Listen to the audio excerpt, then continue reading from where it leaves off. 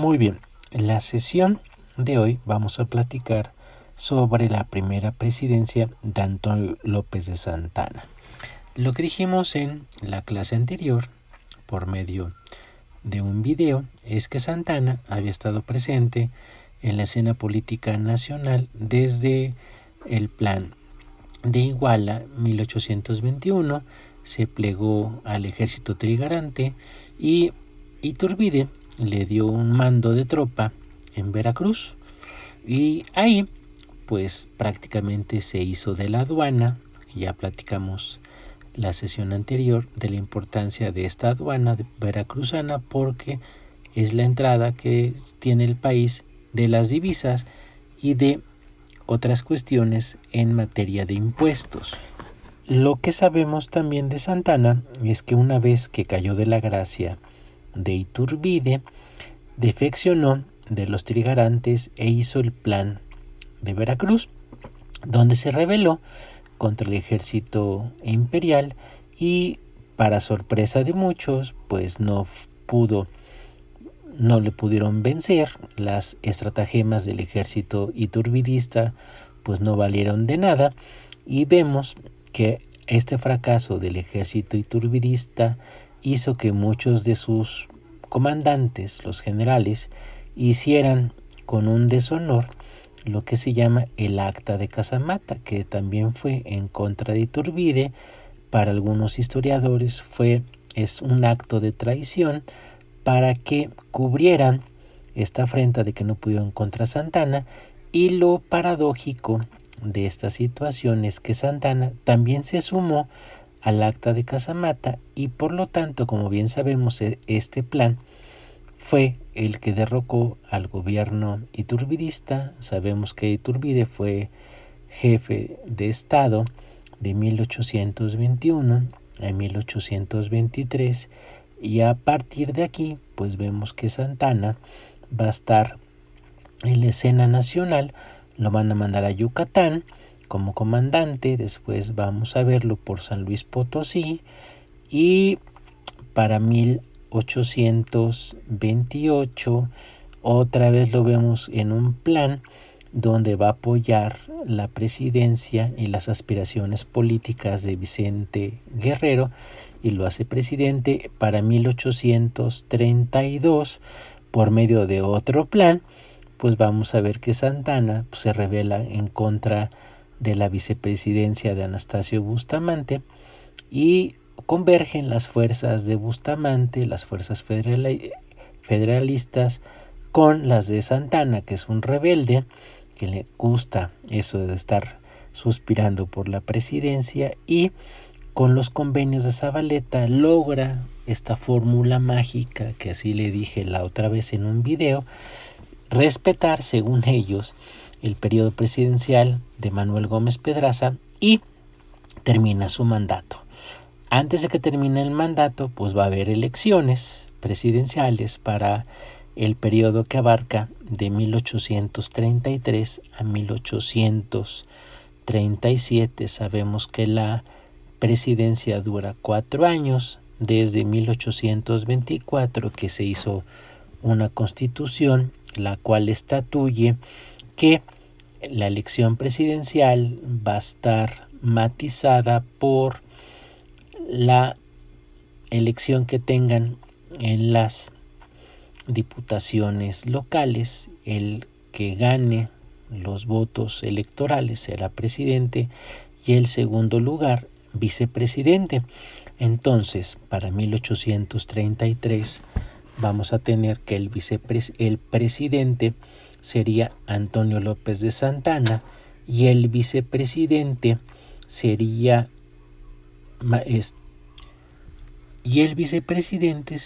Valentín Gómez Farías. Para sorpresa de muchos, de propios y extraños, como dice esa frase célebre, Antonio López de Santa Anna no va a la toma de posesión, dice que se siente malito, a lo mejor será de la pancita, y se retira a su hacienda allá en Veracruz que se llama Manga de Clavo.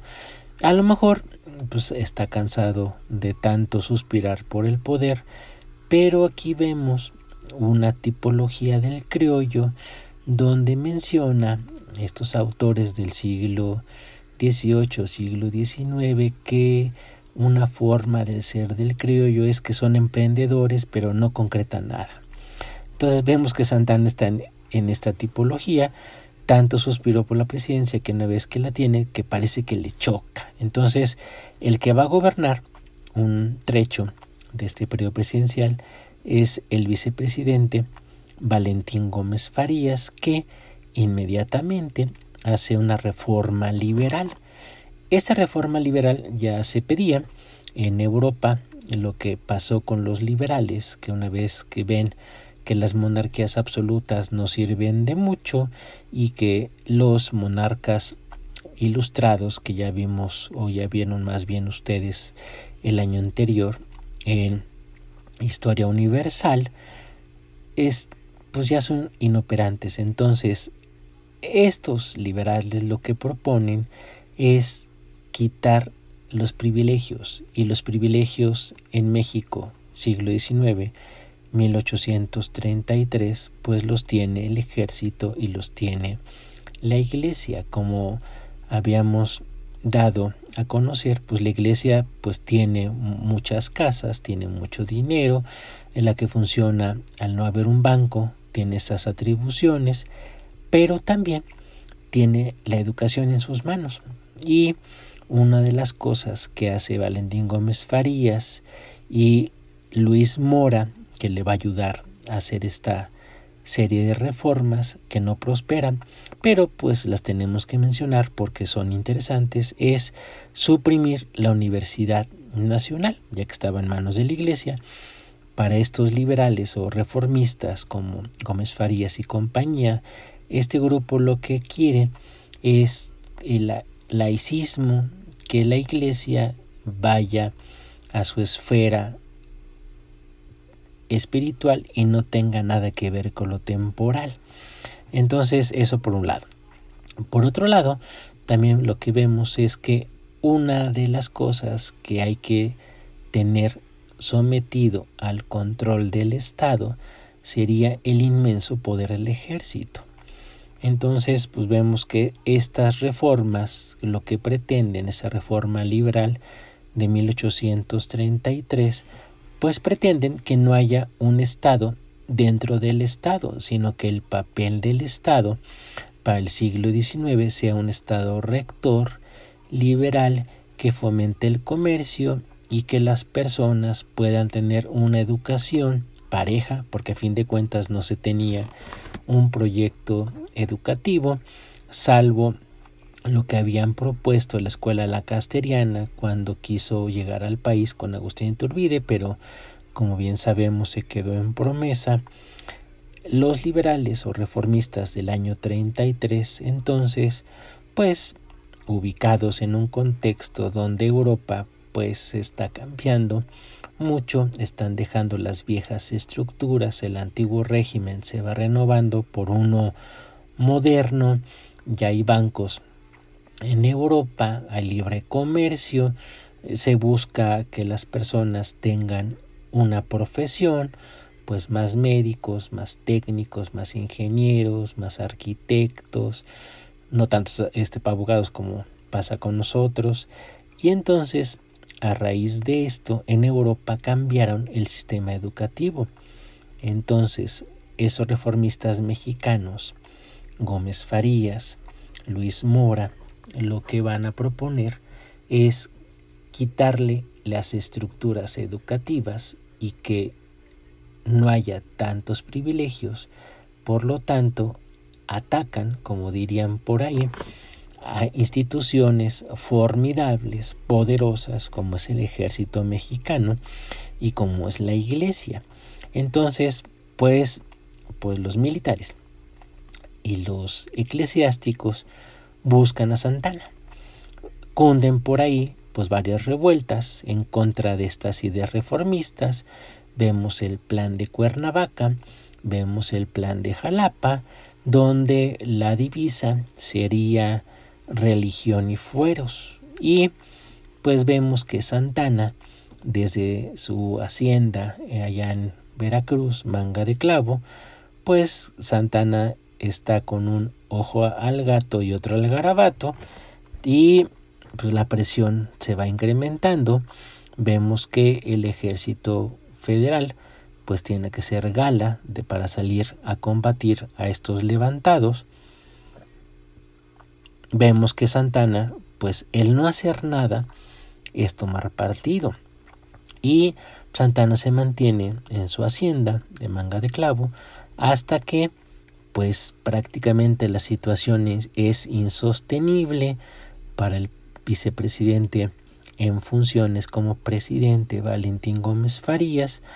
Pues a Santana pues le urge quitarlo para, en el mejor de los casos, pues tomar el poder según él y ser como el árbitro. Entonces, una vez que toma el poder en 1834, pues ya el debate también está impregnado en la arena política nacional de qué tanto es posible cambiar la Constitución de 1824, porque ven que no es muy factible, porque los gobiernos locales, o sea, los estados, hacen lo que quieren.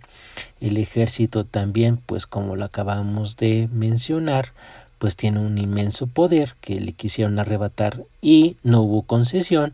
Prácticamente quitan de la vicepresidencia a Valentín Gómez Farías, se tiene que ocultar en un convento. Parece que eso es algo muy tomado por los políticos que se quieren un ratito salir de la escena porque la han regado o han tenido ciertos problemas con los otros adversarios. Vemos entonces que la discusión ahora, una vez remontada y una vez triunfante es esta revolución de religión y fueros, derogan esas reformas del 33, pero se queda esa idea de que hay que cambiar la Constitución del 24 y hacerla, por lo tanto, una más centralista, menos radical, donde el Ejecutivo pues tenga mayor poder y los estados se tengan que subordinar a la federación, como también tendría que hacerlo el poder legislativo, es decir, los diputados, que han movido mucho esta idea y no dejan pasar nada. Y pues vemos todavía más enrarecido el panorama político nacional, porque los estados, por ejemplo, tienen sus milicias cívicas. El caso de Zacatecas ilustra pues cómo es un poder dentro del poder, porque para la visión de la política nacional el único ejército que debe de estar es el federal, pero algunos gobernadores tenían su ejército. Entonces vemos que pues hay una idea de cambiar esta visión que tienen algunos gobernadores. Pues Santana se apresta con sus tropas para ir a que sería Zacatecas para detener al gobernador García y tener, por lo tanto, una visión diferente. Entonces vemos que Santana pues va por allá,